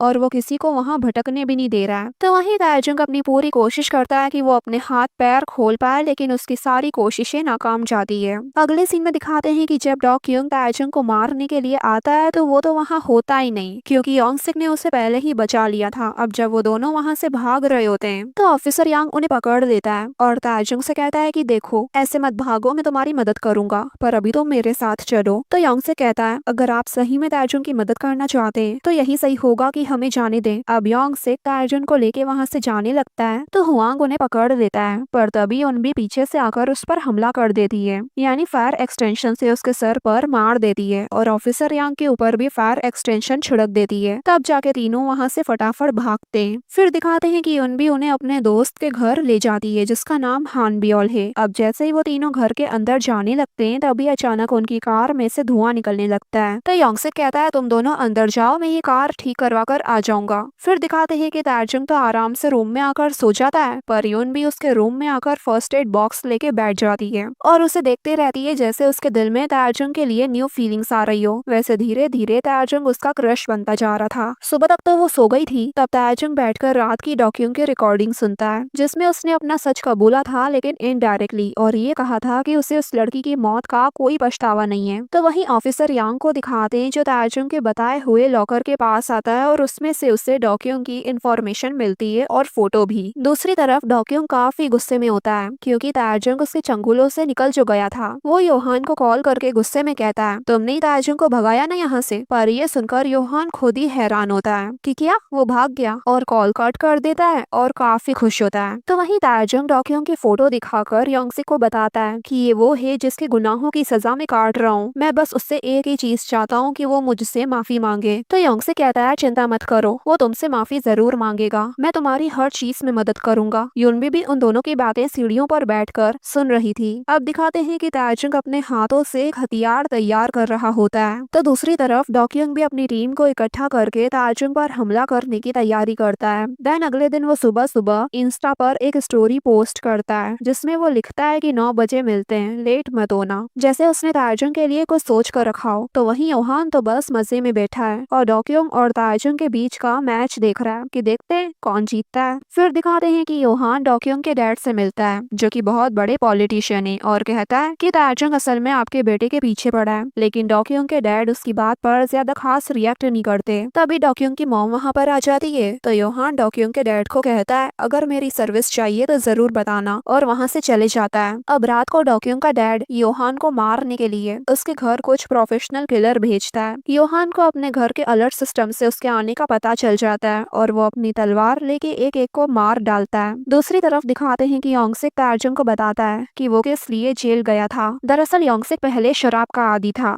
यानी वो नशेड़ी था। एक रात जब उसकी वाइफ से उसकी लड़ाई हुई तो वो गुस्से में सिगरेट का बट ऐसे ही वहाँ फेंक कर वहाँ से चले गया, और जब घर आया तो पूरे घर में आग लग चुकी थी और उसकी पत्नी अंदर थी। अब अगर उसकी जगह कोई भी अच्छा इंसान होता तो ऑब्वियसली अपनी पत्नी को बचाने की कोशिश करता, लेकिन योंगसिक उस आग को देखकर अंदर जाने की हिम्मत ही नहीं कर पाया और उसकी पत्नी मर गई, जिस वजह से उसकी पत्नी की मौत का इल्जाम उसके ऊपर आ गया और उसके सर पर मर्डर का इल्जाम लग गया। इधर योहान ये समझने की कोशिश कर रहा होता है कि आखिर ताजुंग और योंगसिक में ऐसा क्या रिश्ता है और युनबी भी उनका साथ क्यों दे रही है। ये बात योहान को समझ नहीं आती कि वो लोग एक दूसरे की हेल्प क्यों कर रहे हैं, क्योंकि युनबी के हिसाब से तो उसके डैड ने उसकी मॉम को मारा है, तो वो ताजुंग की मदद करने के लिए अपना डैड का साथ क्यों दे रही है। इसलिए योहान नैनी से कहता है इससे अच्छा तो मैं उनसे जाकर ही पूछ लेता हूँ। अब अगले दिन दिखाते हैं कि ताजुंग ने एक नेल गन तैयार करी होती है जिसे देखकर युनबी के मुंह से वाव निकल जाता है। तो ताजुंग उस तरफ देखता है तो युनबी नर्वस हो जाती है और कहती है कि मैं तुम्हें ब्रेकफास्ट के लिए बुलाने आई थी, और वहाँ से जल्दी से चली जाती है। फिर वो एक स्टोर आती है सिगरेट लेने के लिए, तो उसे वहाँ हुआंग दिख जाता है, इसलिए वो जल्दी से कैप पहनकर वहाँ से बाहर निकलती है, पर उसने अपनी सिगरेट नहीं ली थी। तो स्टोर की लेडी के कहने पर हुआंग उसे सिगरेट देने आता है और साथ ही ताजुंग की फोटो दिखाते हुए पूछता है क्या तुमने इसे यहाँ कहीं देखा है। अब युन भी मना करके वहाँ से जाने लगती है। तो हुआंग उसके लोअर बैक पर स्टार वाला टैटू नोटिस करता है, यानी उसे दिख जाता है, पर उससे कुछ याद नहीं आता। अब युन भी वहाँ से निकलते ही अपने डैड को कॉल करती है, लेकिन योंगसिक कॉल उठाता ही नहीं है क्योंकि फोन साइलेंट पे होता है और वो ताजुंग के साथ बैठकर नाश्ता कर रहा होता है। तो वही हुआंग उस टैटू को याद करने की कोशिश कर रहा होता है और तब उसे याद आता है कि उसने ये टैटू पहले योंगसिक के घर में देखा था। अब ये याद आते ही वो ऑफिसर यांग को लेके युनबी के पीछे भागता है। युनबी जैसे देखती है कि पुलिस उसके पीछे पड़ी है, वो अपनी बाइक को भगाती है और अपनी स्किल्स का यूज करके पुलिस वालों को चकमा देकर घर लौटती है ताकि ताजुंग को बचा सके, और अंदर आते ही चिल्लाकर कहती है पुलिस आ रही है। अब हुआंग भी उस घर का पता लगाते हुए वहां तक पहुंच जाता है और जब योंगसिक और युनबी को वहां से कार में भागते हुए देखता है तो जल्दी से उनका पीछा करने लगता है। दरअसल वो तो बस हुआंग का ध्यान भटका रहे थे। तभी ताजुंग छत के रास्ते से कूदकर अपनी बाइक के पास पहुंचता है और बाइक पर बैठकर वहां से अपोजिट डायरेक्शन में निकल जाता है और साथ में उसने जो नील गन बनाई थी वो भी ले लेता है। यहाँ जब रास्ते में हुआंग योंगसिक और युनबी को पकड़ता है तो उसे उनसे कुछ भी नहीं मिलता, इसलिए वो गुस्से में योंगसिक से पूछता है कि ताजुंग कहाँ पर है। तो योंगसिक कहता है तुम ताजुंग को यहाँ क्यों ढूंढ रहे हो। तो हुआंग कहता है मैं जानता हूँ वो कहाँ पर है, तुमने ही उसे छुपाया है, अब जल्दी मुझे बताओ। तो योंगसिक कहता है अगर तुम जानते हो तो तुम खुद ही क्यों नहीं ढूंढ लेते, मुझे उसके बारे में कुछ नहीं पता। अब जब युनबी और योंगसिक वापस घर आते हैं तो उन्हें हानबियोल बेहोश पड़ी हुई मिलती है और सामने खड़ा होता है योहान। युनबी तो गुस्से में पूछती है आखिर तुम हो कौन। अब योंगसिक उसे शांत करते हुए योहान से पूछता है तुम कौन हो और तुम क्या चाहते हो। तो वो पूछता है आखिर ताजुंग तुम दोनों को ऐसा क्या दे रहा है जो तुम दोनों उसकी इतनी मदद कर रहे हो। तो योंगसिक कहता है मुझे नहीं पता तुम किस बारे में बातें कर रहे हो। तो योहान युनबी को उसके डैड के बारे में ताने मारता है। तो युनबी गुस्से में अब उसे मारने चाहती है, लेकिन एक सेकंड में ही योहान उसे फेंक देता है। अब गुस्से में योंगसिक उसे मारने जाता है तो योहान उस पर भी अटैक कर देता है, पर शुक्र है दोनों को ज्यादा नहीं मारता। अब उससे उसके सवाल का जवाब तो मिलने से रहा, इसलिए वो वहाँ से चले जाता है। तो वहीं रात को ताजुंग डॉक्यूम की इंस्टाग्राम स्टोरी से उसकी लोकेशन का पता लगा लेता है और वहाँ पर आता है। डोक्योंग ने अपने गुंडे भी तैयार करके रखे थे और ताजुंग भी फाइट के लिए रेडी था। वो डोक्योंग से कहता है अब वक्त आ गया है तुम्हारे गुनाहों का हिसाब देने का। तो वो कहता है क्या तुम पागल हो गए हो, मैंने नहीं योहान ने तुम्हें फंसाया है, चलो छोड़ो, वैसे भी अब तुम्हारे मरने का वक्त है। तो ताजुंग कहता है इतनी जल्दी नहीं। ये कहकर वो नेल गन निकालता है और उसके गुंडों पर अटैक करना शुरू कर देता है। तो रेड हेयर वाला आदमी डोक्योंग से कहता है जाओ जाकर कार में मेरा वेट करो, मैं इसे खत्म करके आता हूँ। अब ताजुंग उन गुंडों से तो लड़ लेता है लेकिन वो रेड हेयर वाला आदमी उसे बहुत मारता है। अब ताजुंग को मारते मारते उसका पैर अटक जाता है। तो ताजुंग मौके का फायदा उठाकर वो उस आदमी को मार मार कर वहीं गिरा देता है। वैसे ताजुंग उसे उसकी गन से मार सकता था पर वो उसकी गन लेकर वहाँ से भाग निकलता है और जब ऊपर से देखता है कि डोक्योंग वहाँ से कार में बैठकर भाग रहा है तो ताजुंग उसकी कार के ऊपर ही कूद जाता है, पर फिर भी डोक्योंग स्पीड में अपनी कार को भगाकर वहाँ से ले जाता है जिससे ताजुंग नीचे गिर जाता है। खैर फिर वो अपनी बाइक लेकर उसके पीछे निकल पड़ता है। अब वही सीन आता है जो एपिसोड 1 की शुरुआत में दिखाया गया था कि ताजुंग टनल में उस येलो कार का पीछा कर रहा है जिसमें डोक्योंग बैठा हुआ है। इसी दौरान वो रेड हेयर वाला आदमी भी ताजुंग का पीछा करते हुए वहाँ तक आ जाता है अपनी मिनी वैन में बैठकर, और वो भी पूरी गैंग के साथ। अब ताजुंग अपनी बाइक को दीवार पर चढ़ा लेता है और डोक्योंग की तरफ देखकर उसे शूट करता है पर बस उसे डराने के लिए, और फिर मिनी वैन में कूदकर उन सबको भी मार डालता है और ड्राइविंग सीट पर बैठ जाता है। अब कोई चारा न होने पर डोक्योंग खुद ताजुंग पर गोलियां चलाने लगता है पर ताजुंग बार बार बच जाता है और अब उसकी कार को टक्कर मारते हुए घसीट कर टनल से बाहर लाता है। और जब ऐसा लगता है कि फाइनली डोक्योंग ताजुंग के हाथ लगा तब अचानक से एक बड़ा ट्रक आता है और डोक्योंग की कार को टक्कर मारकर चकनाचूर करके चले जाता है। तो वहीं वक्त रहते ताजुंग ने अपनी कार साइड में ले ली थी इसलिए वो बच गया था। अब ताजुंग डोक्योंग को कार से बाहर निकालता है लेकिन लगता नहीं है कि डोक्योंग बचने की हालत में है। खैर ताजुंग बस उसके मुंह से सच सुनना चाहता था इसलिए वो अपने मोबाइल में रिकॉर्डिंग ऑन करता है और कहता है सच बोल दो और अपने क्राइम्स को एक्सेप्ट कर लो, पर डोक्योंग आखिरी दम तक इनकार करता रहता है और फिर मर जाता है। तभी उसका फोन बजता है और कॉलर आईडी पर योहान का नाम होता है। अब ताजुंग जैसे कॉल पिक करता है योहान उसे अपने बारे में बता देता है। तब ताजुंग को समझ आता है कि उसकी जिंदगी किसने बर्बाद की और अभी डोक्योंग को मरवाने वाला भी कोई और नहीं योहान ही है, क्योंकि वो दूर से खड़े होकर इसी नजारे को देख रहा था। देन वो ताजुंग को पार्टनरशिप ऑफर करता है कि तो मेरे लिए काम कर और मैं तेरा नाम क्लियर करवा दूंगा और साथ ही बहुत सारे पैसे भी दूंगा। तो ताजुंग कहता है तूने मेरी जिंदगी बर्बाद करी, मुझसे मेरे दोस्त छीन लिए, मेरे भाई को मरवा दिया, क्या तू ये सब मुझे वापस दे सकता है? तो योहान कहता है पुरानी बातों को क्यों खोलना जबकि मैं यहाँ तुझसे डील करने की कोशिश कर रहा हूँ। तो ताजुंग कहता है मैं अभी ये चाहता हूँ कि मैं तुझे वहाँ से घसीट कर यहाँ लाऊं और तुझे तेरे गुनाहों की सजा दूं। ये कहकर फोन कट कर देता है क्योंकि ताजुंग को सिर्फ बदला चाहिए ना कि पैसा। खैर इसके बाद दिखाते हैं कि योहान डोक्योंग की मॉम को और डोक्योंग के डैड को भी मार देता है और डोक्योंग के डैड के आखिरी पलों में उसे बताता है कि जब मैं 16 साल का था तो मेरे पेरेंट्स मर गए, एक्चुअली मैंने ही उन्हें मार दिया जब मुझे पता चला कि वो अपनी सारी दौलत मंदिर में देने वाले और ये मुझे मंजूर नहीं था, और मुझे इतना गुस्सा आया कि मैंने 103 बार उन पर चाकू से वार करा और पास ही में एक जेल से कैदी भागा था उस टाइम, तो मैंने उस पर मर्डर का इल्जाम लगा दिया। अब वो इनकाउंटर में मर गया तो किसी को सच पता ही नहीं चला और मैं बच गया, और शायद इस वजह से योहान को अपने पूरे क्रिमिनल एम्पायर को खड़े करने का आइडिया आया। अब ये सब बताकर वो उनकी आखिरी सांसें भी छीन लेता है और फिर आती है उसकी क्लीन अप टीम जो उस जगह को साफ करने में लग जाती है। देन लास्ट सीन में दिखाते हैं कि अब योहान का नेक्स्ट टारगेट युनबी और योंगसिक होने वाले हैं, और इसी मोमेंट पर ये पार्ट पूरा होता है गाइस।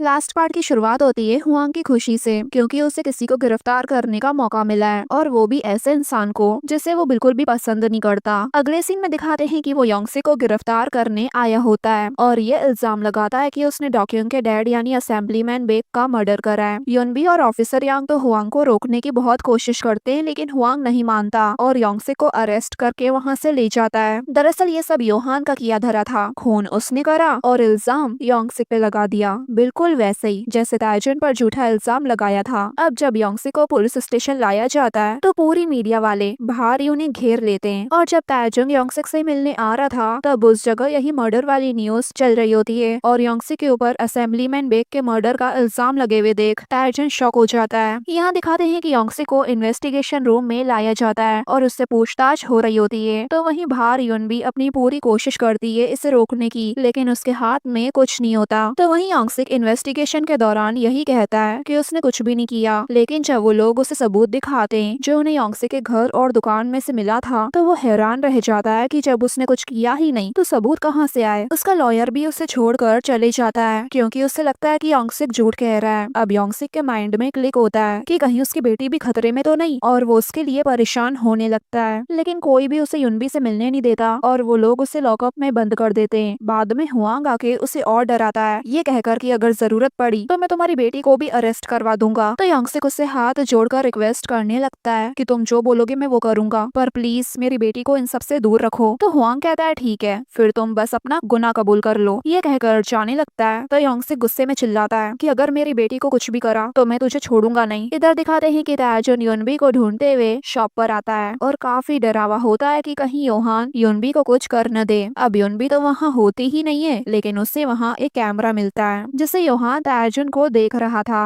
अब ताजुन गुस्से में उस कैमरे को तोड़ देता है। तभी वहाँ दरवाजे से कुछ आवाज आती है। ताजुन जब देखता है तो वहाँ युनबी खड़ी थी और दरवाजे पर जो लोगों ने मर्डर लिखा था उसे रोते हुए साफ कर रही थी। तब ताजुन युनबी को पकड़कर शॉप के पीछे ले जाता है और कहता है तुम जानती हो ना कि तुम्हारे पापा बेकसूर हैं। तो युनबी कहती है क्या फायदा, हमारे सच पे कौन यकीन करेगा, और फिर रोने लगती है क्योंकि उसे ये समझ नहीं आता कि उसके पापा ऐसा जुर्म क्यों कबूल कर रहे हैं जो उन्होंने किया ही नहीं। ताजुन भी उसे समझा नहीं पाता, बस वादा करता है कि मैं तुम्हारे डैड को वापस ले आऊंगा। दूसरी तरफ दिखाते हैं कि योहान और उसकी नैनी एक नया प्लान बनाते हैं, यानी उसकी नैनी चाहती है कि अब योहान पूरी दुनिया के सामने आए एक ऐसे साइलेंट आर्टिस्ट के रूप में जो इतने टाइम से छुपकर काम करता रहा है। योहान को उसकी बात काफी पसंद आती है, यानी अब योहान खुद को रिवील करेगा कि वाइट टूटे फूटे और दर्द भरे कैरेमिक स्क्रप्चर्स का असली आर्टिस्ट वही है। नैनी कहती है तुम्हारा ये 100वां स्क्रप्चर जब ऑक्शन के लिए जाएगा इसे मैं खरीदना चाहती हूँ क्योंकि तुम्हारे काम की असली वैल्यू को मैं समझती हूँ। बाद में अब योहान और ताजुन आमने सामने बात करते हैं कॉल पर। ताजुन गुस्से में पूछता है योंगसे की क्यों? तो योहान कहता है मैं क्या करूँ, तुमने मेरी बात सुनी ही नहीं। तो ताजुन कहता है क्यों ना हम मिलकर इस बात को सेटल करें। तो योहान कहता है तुम्हारे पास योंगसे को बचाने का बस एक ही मौका है, इसलिए सोच समझकर फैसला लेना। अब अगले सीन में दिखाते हैं कि ताजुन योहान के कहने पर एक फोन बूथ पहुंचता है जहां इस बार उसे एक ब्लैंक चेक और वही नाइफ रखा हुआ मिलता है जिसे योहान ने असेंबली मैन बेक को मारा था। अब सवाल ये है कि क्या ताजुन पैसे लेगा। वैसे ताजुन योहान से पूछता है तुम ये सब क्यों कर रहे हो? तो योहान कहता है क्योंकि मुझे इसमें मजा आता है, मैं उनको बहुत कन्वीनियंट तरीके से यूज कर सकता हूँ, मैं जब चाहूँ वो लोग तब वहाँ अवेलेबल हो जाते हैं। अब ताजुन कॉल कट करके नाइफ उठाता है और वहाँ से निकल पड़ता है, यानी उसने योंगसे को बचाना चूज करा था, जिस वजह से योहान को गुस्सा आ जाता है क्योंकि उसे लगा था कि ताजुन पैसे लेके उसे ज्वाइन करेगा। दूसरी तरफ योंगसे युनबी के बचपन वाले दिनों को याद कर रहा होता है, यानी जब वो छोटी थी और अपने पापा की लाडली थी, यानी अब भी है वैसे। अब जब योंगसे पहली बार गिरफ्तार हुआ था तो युनबी उसे जेल में मिलने आया करती थी, लेकिन उसके चेहरे पर लगी चोटों को देख योंगसे उस बारे में जब युनबी से पूछता है तो युनबी बताती है कि उसका कुछ बच्चों से झगड़ा हो गया क्योंकि वो युनबी के डैड को मर्डर कह रहे थे। अब ये सुनते ही योंगसे अपने दिल पर पत्थर रखकर युनबी को जेल जाने से रोक देता है और कहता है कि भूल जाओ, मैं दुनिया में हूँ भी। युनबी ये सुनते ही रोने लगती है, लेकिन योंगसे की बात नहीं मानती। तो योंगसे उसे डांटते हुए कहता है कि तुम्हारा आज से कोई भी डैड नहीं है, हम एक दूसरे को नहीं जानते और अब यहाँ कभी मत आना। जबकि युनबी को अपने डैड पर पूरा भरोसा था कि उन्होंने उसकी मॉम को नहीं मारा, इसलिए युनबी हमेशा गुस्से में दिखती है, लेकिन अंदर से अपने डैड की बहुत परवाह भी करती है। जब योंगसे जेल से निकला उसे युनबी के सामने कैसे बिहेव करना है ये तक नहीं पता था, और युनबी ने भी उन्हें शॉप में रहने देने के लिए रेंट मांगने का ड्रामा किया, जबकि असल में वो बस यही चाहती थी कि उसके पापा सेफ रहें। अब अगले दिन दिखाते हैं कि युनबी अपने डैड से जेल में मिलने आती है। तो योंगसे कहता है आगे जाके मेरे साथ कुछ भी हो, बस तुम इन सब चीजों से दूर रहना और मेरी चिंता मत करना। तो युनबी रोते हुए पूछती है आप क्या करने का सोच रहे हो, लेकिन योंगसे बस युनबी को एक बार देखकर वहाँ से चले जाता है, जैसे वो इशारों में उससे माफी मांग कर गया हो। अगले सीन में दिखाते हैं कि योंगसे वो गुनाह कबूल कर लेता है जो उसने किया ही नहीं। जब ये बात ऑफिसर यांग को पता चलती है तो वो तुरंत वहाँ पर आता है और योंगसे को देखते ही समझ जाता है कि वो झूठ बोल रहा है। अब वो ये बात डिटेक्टिव हुआंग को समझाने की कोशिश करता है, लेकिन ऑब्वियसली वो योहान का खरीदा हुआ इंसान था, उसे कोई फर्क नहीं पड़ता कि किसने गुनाह करा और कौन जेल जा रहा है, इसलिए वो ऑफिसर यांग को इग्नोर कर वहाँ से चले जाता है। तब उसे एहसास होने लगता है कि पुलिस की दुनिया असल में कितनी गंदी और शेडी है। दूसरी तरफ दिखाते हैं कि ताजुन पुलिस स्टेशन आकर ये कन्फेस करता है कि उसने असेंबलीमैन बेक का खून किया है और साथ में एविडेंस के तौर पे चाकू भी लाया होता है जिसपे असेंबलीमैन बेक का खून लगा हुआ था। अब योंगसे को जेल से रिहा कर दिया जाता है और ताइजुन को पकड़कर जेल में लाया जाता है। अब जब योंगसिक घर आता है तो युनबी और योंगसिक रोते हुए एक दूसरे को गले लगा लेते हैं। युनबी रोते हुए भी गुस्सा कर रही होती है कि आखिर वो जुर्म कबूल करने की क्या जरूरत थी जो आपने किया ही नहीं। मैं आपको बार बार जेल जाते हुए नहीं देख सकती। तो योंगसिक भी रोते हुए माफी मांगता है और कहता है अब मैं तुम्हें छोड़कर कहीं नहीं जाऊंगा। दूसरी तरफ योहान गुस्से में होल्डिंग सेल में ताइजुन से मिलने आता है और कहता है कि मैंने तुम्हें कितने मौके दिए तो तुमने ऐसा क्यों किया? तुम्हें अपने पैर पर कुल्हाड़ी मारने का क्या कोई शौक है? तो ताइजुन उससे कहता है कि मैं हमेशा यही सोचता रहा कि तुम ये सब क्यों कर रहे हो, आखिर मैंने तुम्हारा क्या बिगाड़ा है, पर आज मुझे समझ आया कि तुम तो बस एक बच्चे हो। तो योहान कहता है जाओ मरो और ये कहकर चले जाता है। फिर बाहर आकर कॉल करके जेल के वार्डन को ऑर्डर देता है कि ताइजुन को कल जेल शिफ्ट करते ही खत्म कर देना। वैसे ताइजुन की इंट्रोगेशन बाकी थी पर ऑफिसर यांग अगले दिन सुबह सुबह आकर कहता है कि वो उसे जेल शिफ्ट करेगा, यानी वो उसे अभी बड़ी जेल के लिए ले जाने वाला था। अब ऑफिसर यांग ताइजुन को हथकड़ियां पहना देता है और फिर ये दोनों जेल जाने के लिए निकलते हैं। रास्ते में ऑफिसर यांग उससे पूछता है तुमने लॉकर में रखी हुई चीजें मुझे ही क्यों दी? तो ताइजुन कहता है आप ही एक ऐसे इकलौते ऑफिसर हो जो मुझे लगा कि सच में सही काम करोगे। अब ताइजुन ये भी बताता है कि अब वो और भागना नहीं चाहता और योंगसिक को बचाने के लिए उसे खुद को सौंपना मंजूर है। अब ऑफिसर यांग ड्राइवर को कहकर गाड़ी किसी रेस्टोरेंट के बाहर पार्क करवाता है और जब ड्राइवर वॉशरूम जाता है तो ऑफिसर यांग खुद ड्राइवर की जगह बैठता है और ताइजुन को लेके शहर से दूर निकल पड़ता है, जिस वजह से ताइजुन भी हैरान हो जाता है। फिर ऑफिसर यांग ताइजुन को एक टनल के पास छोड़ देता है। तभी एक फ्लैशबैक में दिखाते हैं कि उसने वार्डन की बातें सुन ली थी कि ताइजुन को जेल में ले जाकर मार दिया जाएगा और ऑफिसर यांग ये अन्याय होते हुए नहीं देख सकता था। अब वो ताइजुन को उन हथकड़ियों से फ्री करके उस टनल में जाने के लिए कहता है और ये भी कहता है कि अगर अगली बार मिले तो वो जेल में नहीं मिलना चाहिए और ये कहकर चले जाता है। अब ताइजुन जैसे ही टनल पार करता है तो देखता है कि योंगसिक और युन भी उसका इंतजार कर रहे हैं। वो दोनों ताइजुन से कहते हैं चलो चलें। तो वहीं ऑफिसर यांग वापस लौटकर उस जेल के वार्डन की धुलाई कर देता है कि वो थोड़े से पैसों के लिए किसी को मरवाने चला था। इसी दौरान योहान अपनी ग्रांड आर्ट एग्जीबिशन में पहुंचता है जहां लोग अभी भी नहीं जानते कि एरली असल में वही है और दिखाया जाता है कि उसका 100वां आर्ट पीस अब ऑक्शन होने वाला है। तो वहीं ताइजुन योंगसिक और युनबी को लेकर अपनी मॉम के प्लेस पर आता है, यानी अब से ये इन लोगों का एक नया और सेफ हाइड आउट है। यहाँ ये तीनों मिलकर योहान को हराने की प्लानिंग करेंगे क्योंकि योहान ने योंगसिक के घर और शॉप में काफी सारे माइक्रोफोन्स और कैमरास लगा रखे थे, जिस वजह से ये लोग अब वहाँ पर सेफ नहीं है और यहाँ कोई उन्हें ढूंढ नहीं सकेगा। ताइजुन को वहाँ टेबल पर पड़े हुए कुछ फोटोज मिलते हैं अपनी मॉम और भाई के, जिससे देखकर ताइजुन थोड़ा इमोशनल हो जाता है। अगले सीन में दिखाते हैं कि जेल का वार्डन योहान को कॉल करके झूठ कहता है कि ताइजुन ने जेल में रहकर सुसाइड कर लिया है और वो मर गया। ये सुनकर योहान हैरान हो जाता है और उसे ये बात हजम ही नहीं होती कि ताइजुन और सुसाइड ऐसा तो नहीं हो सकता। अब जेल का वार्डन इसलिए झूठ कहता है क्योंकि उसे ऑफिसर यांग ने ऐसा करने को कहा था। तो वहीं योहान वार्डन की टोन और बात करने के तरीके से समझ जाता है कि उस पे कोई दबाव डाल रहा है और ताइजुन फिर बचकर भाग निकला। तो योहान उससे कहता है समझ गया। अब वार्डन ऑफिसर यांग को रिश्वत देने की कोशिश करता है, लेकिन यांग एक ईमानदार पुलिस ऑफिसर है तो वो ऑब्वियसली उसे मना कर देता है। यहाँ योहान नैनी से कहता है मेरे यहाँ कोई गेस्ट बनकर आने वाला है तो मेक श्योर उसके स्वागत की तैयारी हो जाए। यहाँ ताइजुन योंगसिक और युन भी पता लगा लेते हैं कि योहान का किसी पर्सन को फ्रेम करने का क्या पैटर्न है, यानी जितने भी मर्डर होते हैं वो ऑक्शन के ठीक 10 दिन पहले होते हैं और पुलिस एक हफ्ते के अंदर अंदर गुनहगारों को पकड़ लेती है, यानी जिन लोगों को योहान चूज करता है। और जो मूर्तियां हैं वो एक तरह का पेमेंट है उस मर्डर केस को कवर करने के लिए। दिखाया जाता है कि योहान ने ताइजुन का भी एक स्क्रप्चर बनाया था। ये देख युनबी और योंगसिक दोनों गुस्से में कहते हैं इस बार तो योहान को उसके गुनाहों की सजा दिलवानी ही है। यहाँ दिखाते हैं इंट्रोगेशन टीम आके ऑफिसर यांग को वहाँ से पकड़ कर ले जाती है क्योंकि वार्डन ने उल्टा उसी पर रिश्वत लेने का झूठा इल्जाम लगाकर उसे गिरफ्तार करवा दिया था। अगले दिन दिखाते हैं कि योहान के 100वें स्क्रप्चर का ऑक्शन हो रहा होता है और योहान के नैनी उस मूर्ति को खरीदने की कोशिश करती है पर कोई उसे ज्यादा बोली लगा रहा होता है और फाइनली उस बंदे को वो मूर्ति मिल जाती है। योहान को लगता है कि ताइजुन उस सीक्रेट रूम में बैठकर बोली लगा रहा है, इसलिए वो जल्दी से उसे पकड़ने के लिए जाता है पर पता चलता है कि वो तो ताइजुन नहीं बल्कि डॉक्यूंग है, यानी वो उस दिन मरा नहीं था। तभी एक फ्लैशबैक में दिखाते हैं कि ताइजुन डॉक्यूंग से हॉस्पिटल में मिलने आता है और उसी ने डॉक्यूंग को ये सब करने के लिए कहा था। योहान तो डॉक्यूंग को जिंदा देख हैरानी हो जाता है। तभी वहाँ पुलिस आती है और योहान को मर्डर के शक में गिरफ्तार कर लेती है। अब जब पुलिस उसे ले जा रही होती है तो वो नैनी को देख कहता है कि मेरी चिंता मत करना, मैं सब संभाल लूंगा और एक नंबर देते हुए कहता है बस इसको कॉल कर देना। और फिर योहान पुलिस के साथ वहाँ से चले जाता है, लेकिन वो गुस्से में जेल के खतरनाक कैदी डॉक्सुक को बाहर निकलवा देता है। यहाँ जब योंगसिक ताएजुंग को आकर बताता है कि पुलिस ने योहान को अरेस्ट कर लिया है, तो ताएजुंग कहता है वो जल्दी ही छूट जाएगा। अगर हमें उसका पक्का इंतजाम करना है तो हमारे पास वो सारे सबूत होने चाहिए जो उसके घर मिलेंगे। अब ताएजुंग सारी तैयारियां करके वहाँ से निकलता है। दूसरी तरफ दिखाते हैं कि पुलिस जब डॉक्यूंग से पूछताछ करती है तो वो खुलकर योहान के सारे राज बता देता है, क्योंकि अब उसके लिए बस एक ही बात मायने रखती है कि योहान पूरा का पूरा बर्बाद हो जाए और वो नर्क वाली जिंदगी जिए। तो वहीं युनबी योहान की नैनी पर नजर रखे हुए थी ताकि उसके जरिए योहान के घर का पता चल सके। वैसे नैनी तो अभी आर्ट एग्जीबिशन में ही रुकती है, लेकिन उसने जो माल ट्रक्स भरवा कर घर भिजवाया था तो युनबी उस पर नजर रखती है और ताएजुन को खबर कर देती है। अब ताएजुन के तीनों दोस्त भी ताएजुन का साथ देते हैं और अपनी गाड़ी लाकर एक ट्रक के आगे खड़ा कर देते हैं और नाटक करने लगते हैं कि उनकी गाड़ी खराब हो गई। तभी ताएजुन एक ट्रक लेके साइड में से आता है और बाकी जो ट्रक आगे गए उनके पीछे पीछे चले जाता है और युनबी से कॉल पर कहता है अब तुम अपने डैड के पास चले जाओ, वरना अब योहान तुम्हें अपना शिकार बनाएगा। यहाँ जैसे योहान को जेल में बंद कर दिया जाता है, डॉक्सुक अपने गुंडों को लेके वहाँ पर आता है और पुलिस स्टेशन में जितने भी लोग होते हैं, चाहे वो पुलिस वाले हो या कैदी हो, सभी को जान से मार देता है। ऐसा लगता है जैसे वहाँ खून की नदियाँ बह गई हो। डिटेक्टिव हुआंग भी उसी दौरान मारा जाता है और डॉक्सुक योहान को कैद से आजाद कर देता है। योहान उससे पूछता है बताओ तुम्हें क्या चाहिए, तो डॉक्यूंग कहता है मैं बस ताएजुन को अपने हाथों से मारना चाहता हूँ। तो योहान कहता है ठीक है, मैं तुम्हें ये मौका देता हूँ, और वहाँ से हंसते हुए चले जाता है। बाहर आते ही वो उस चाइनीज असिस्टेंट से मिलता है जिसका नाम चुंगरी है। वो चुंगरी को ऑर्डर देता है जाओ जाकर उन दोनों को मार दो, और वहाँ से चले जाता है। यहाँ ताएजुन को दिखाते हैं जो फाइनली योहान के घर के अंदर घुस जाता है एक वर्कर बन के। यहाँ चुंगरी योंगसिक को मारने आ जाती है तो वहीं योहान डॉक्यूंग को मारने आया होता है और इस बार वो खुद अपने हाथों से उसकी जान ले लेता है। यहाँ जब युनबी योंगसिक के पास आती है तो देखती है कि चुंगरी उसे बहुत बुरी तरह मार रही है। युनबी गुस्से में आ जाती है और उससे लड़ने चाहती है, पर चुंगरी उस पर ही भारी पड़ती है। अब योंगसिक घायल होने के बावजूद भी युनबी को वहाँ से भाग जाने के लिए कहता है और उस चुंगरी को पकड़ लेता है। अब युनबी मौका देख घर से बाहर आ जाती है तो चुंगरी योंगसिक को फिर एक बार मारती है और युनबी के पीछे पीछे घर से बाहर आती है। तो युनबी अपनी मोटर बाइक की मदद से उसे गिरा देती है और फिर उसका चाकू लेकर उस पर हमला करती है और रोते हुए अपने डैड के पास आ जाती है और कहती है कि प्लीज मुझे छोड़कर मत जाना, मैंने एम्बुलेंस को कॉल कर दिया है, वो किसी भी वक्त यहाँ पर आते ही होंगे। लेकिन तभी पीछे से चुंगरी वापस आ जाती है। यहाँ ताएजुंग योहान का मास्टर रूम ढूंढ लेता है और ढेर सारी हार्ड डिस्क निकाल लेता है। तो वहीं योहान को भी पता चल जाता है कि ताएजुंग उसके घर में घुस चुका है, इसलिए अब वो गुस्से में पागलों की तरह घर आने के लिए निकलता है। अब जैसे मास्टर रूम में वार्निंग अलर्ट बजता है ताएजुंग जल्दी से वहाँ से भागता है, लेकिन जब योहान के घर से बाहर आता है तो पता चलता है कि डॉक्सुक तो पहले से ही उसका वेट कर रहा था उसे मारने के लिए। डॉक्सुक उससे कहता है तुम्हें पता है मैं इस दिन का कितना बेसब्री से इंतजार कर रहा हूँ। अब वहाँ डॉक्सुक के गुंडे भी आ जाते हैं और जैसे ताएजुन पर हमला करने जाते हैं ताएजुन भी अपनी नेल गन निकाल लेता है और उन पर अटैक करना शुरू कर देता है और अब एक बहुत बड़ी फाइट शुरू हो जाती है। लेकिन ताएजुन किसी को भी जान से मारता नहीं है, बस सबको घायल कर देता है। अब लास्ट में होती है डॉक्सुक और ताएजुन की फाइट, जिस वजह से वहाँ सारी रखी हुई मूर्तियाँ टूट जाती है और उसमें से हथियारों को निकलते हुए देख ताएजुन हैरान रह जाता है। बाद में वो डॉक्सुक को भी काफी ज्यादा घायल कर देता है। तभी योहान घर आ जाता है और अपने घर का ये हाल देख वो बिल्कुल भी हैरान नहीं लगता, बल्कि ताएजुन को ढूंढकर उससे कहता है इससे अच्छा तो तुम मेरे से पैसे ले लेते, अभी तक तो अमीर भी बन गए होते। तो ताएजुन कहता है कल सुबह तक तो पूरी दुनिया जान जाएगी कि तुम कितने बड़े मॉन्स्टर हो। तो योहान हंसने लगता है क्योंकि असली सबूत तो उसकी तलवार में उसने छुपा रखा था और वो ताएजुन को ये बताकर कहता है कि तुम्हारे पास कुछ भी नहीं है, क्योंकि मुझे पता था तुम मेरे घर जरूर आओगे। फ्लैशबैक से पता चलता है कि योहान ने खुद आगे होकर ताएजुन को अपने घर आने दिया था। अब जैसे ही ताएजुन योहान को मारने जाता है तभी वहाँ चुंगरी युनबी को अपने साथ ले आती है। तो योहान ये देख ताएजुन को ऑप्शन देता है कि अगर तुम डॉक्सुक को मार दो तो मैं युनबी को जिंदा छोड़ दूंगा, बट ताएजुन मना कर देता है और साथ ही ये भी कहता है कि युनबी को जाने दो, उसका इन चीजों से कोई लेना देना नहीं है। अब योहान गुस्से में खुद ही उस डॉक्सुक को मार डालता है और फिर अपनी तलवार से ताएजुन के पैर पर भी हमला करता है। अब युनबी ये देख जैसे तैसे चुंगरी को धक्का देती है और उसके चंगलों से आजाद हो जाती है। अब ताएजुन चुंगरी और योहान दोनों से लड़ने लगता है और इस दौरान युनबी को धक्का लगता है और वो बेहोश हो जाती है और फिर ताएजुन उस चुंगरी को घायल करके बेहोश कर देता है और फिर योहान और ताएजुन के बीच लड़ाई होने लगती है। उन दोनों की लड़ाई काफी देर तक चलती है और बहुत इंटेंस फाइट होती है। लास्ट में ताएजुन जैसे योहान की तलवार उठाकर उसकी तरफ बढ़ता है तब योहान अचानक वो वीडियो चला देता है जिसमें योहान का आदमी उसके भाई को मार रहा है अब ताजुन जब अपने भाई को तड़पते हुए देखता है तो बहुत गुस्से में आ जाता है और योहान उसे गुस्से में देख पागलों की तरह हंसने लगता है। तो ताजुन उसकी तलवार उसके कंधे की आर पार कर देता है, पर योहान उससे और कहने लगता है चलो मुझे मार डालो। तो ताजुन गुस्से में उसे उसकी स्क्रीन पर इतनी जोर से ठोकता है कि वो स्क्रीन ही टूट जाती है और वो योहान से कहता है अगर मैं तुम्हें मार दूंगा तो क्या इससे कुछ बदलेगा। तो योहान कहता है बकवास बंद करो और मुझे मार डालो। तो ताजुन कहता है तुम मरना डिजर्व ही नहीं करते और फिर उस तलवार में से सबूत को लेकर जाने लगता है। तो योहान चिल्लाकर कहता है कि नहीं पहले मुझे मारो। तो ताजुन कहता है कुछ भी हो, जिंदा रहकर अपने गुनाहों की सजा भुगतो। और फिर योहान के मुंह पर एक जोरदार मुक्का मारता है जिससे योहान वहीं बेहोश हो जाता है और फिर ताजुन वहां से बाहर चले जाता है। फिर दिखाया जाता है कि डैमेज स्क्रीन से स्पार्क्स निकलते हैं और वहां आग लग जाती है जिस वजह से पूरा कमरा जल जाता है। और अगले ही पल न्यूज में दिखाया जाता है कि योहान अपने घर में जलकर मर गया, जो कि वही फेमस एरेली आर्टिस्ट है।